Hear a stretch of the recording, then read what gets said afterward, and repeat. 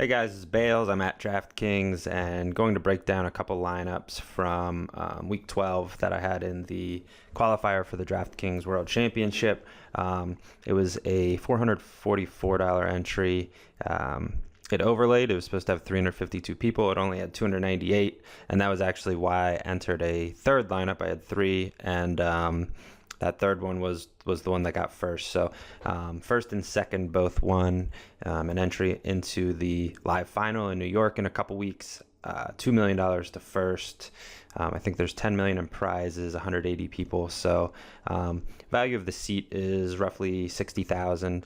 Yeah, I had three, so I'll just run through what I did here. I had a sweat on Sunday night because I had Emmanuel Sanders, and actually he blew up in the fourth quarter, but I still needed a catch to move into second late, and so it was a pretty good sweat. I did watch it, debated doing that.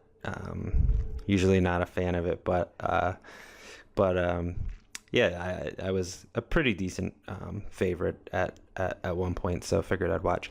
But yeah, so I scored 184 with this lineup, and I'll break down this one and then my worst lineup, and I think you'll see a lot of similarities, even though one did well and one did mediocre.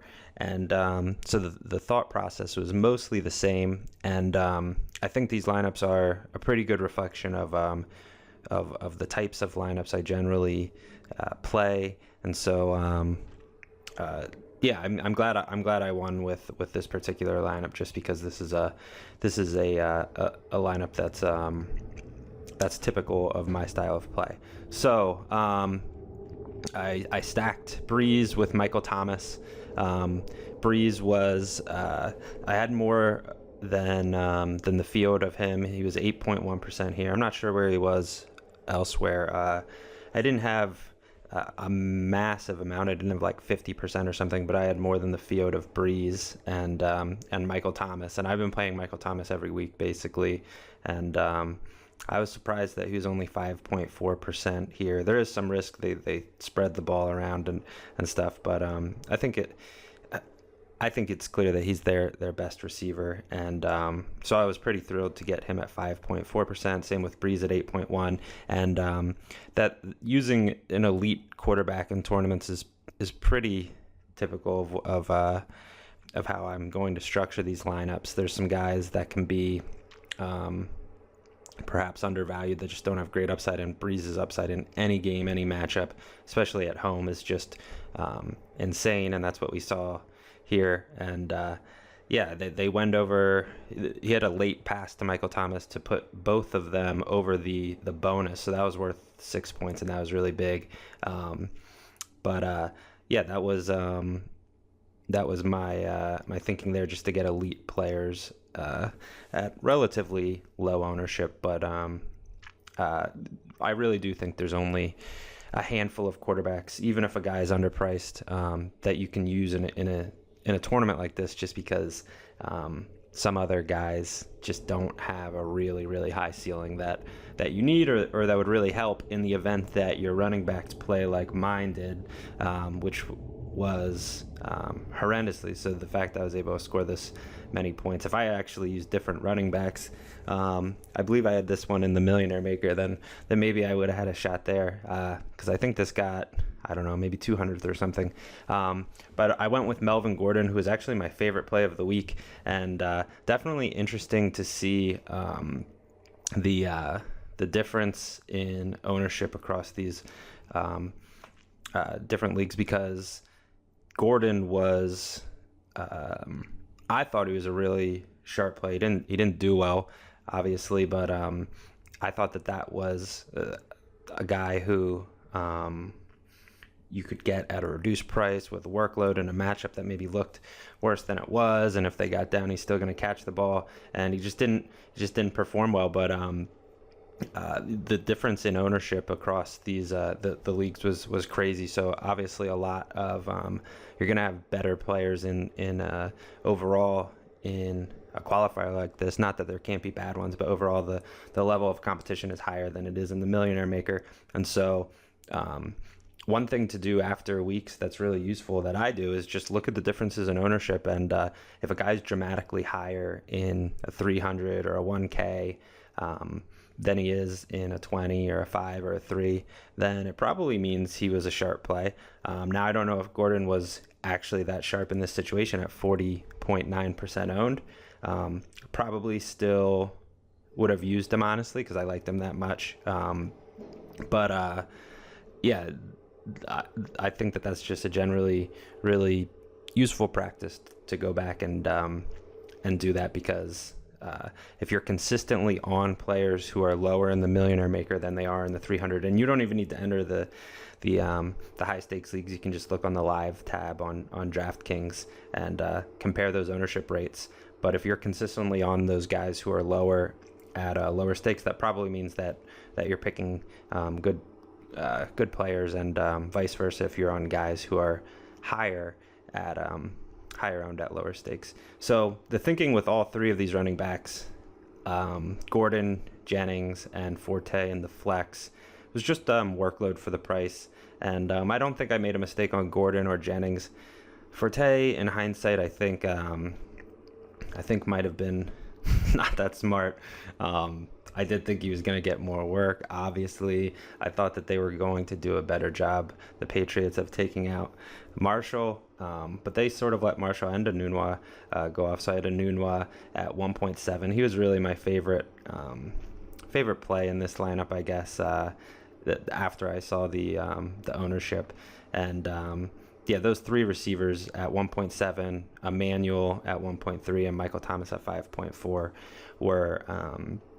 were guys who I was really high on, obviously. And Enunwa, I've talked about these trends that I've created at FantasyLabs that I've just created my own trends to help predict low ownership and value, and looks at a whole bunch of different things. It looks at recent play. It looks at Vegas. It's very often actually targeting guys on underdogs, just because ownership is so heavily skewed in favor of teams that are the favorites in Vegas to win.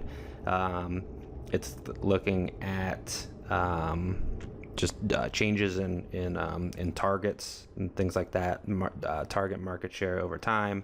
And Enunwa came out top in that this week for receivers, which was good. I wouldn't play anyone based on that alone, but it also fit with the narrative that I like, that I thought that he was going to be the guy that they had to go to. And if you look at his numbers recently, kind of poor, but much better when Fitzpatrick is the quarterback.